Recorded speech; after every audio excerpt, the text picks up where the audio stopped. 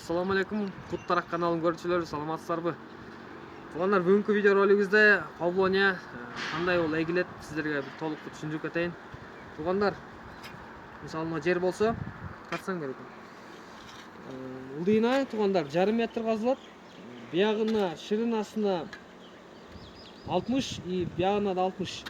Анан топуракты казып чыккандан кийин туугандар, чириңди көң болсо же биогумус болсо түгүнө салсаңыз болот. Анткени биогумустун преимуществосу суу ичкенден кийин, кургагандан кийин биогумус катпайт же чириңди көң. Мындай топурак окшоп катып калбайт. Ошол себептерден тамыр батыраак өсөт и биогумус нымдыкты жакшыраак сактайт. Павлония ошондой нымдуу топуракты жакшы көрөт, тамырларычы. Анткени ошол нерседен Павлония жакшы өсөт. Нымдык жана сырдада влажный топурак болсочу.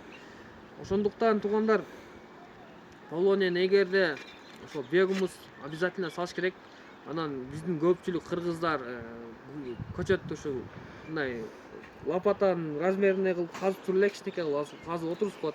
Түгүнө көң салбайчы. Ошол себептерден кийинки Павлониялар биздин Кыргызстанда жакшы өсө албай атат. Андыктан кимге видеоролик полезный болгон болсо, лайк менен колдоп коюңуздар жана подписка таштап коюңуздар. Ассаламу алейкум.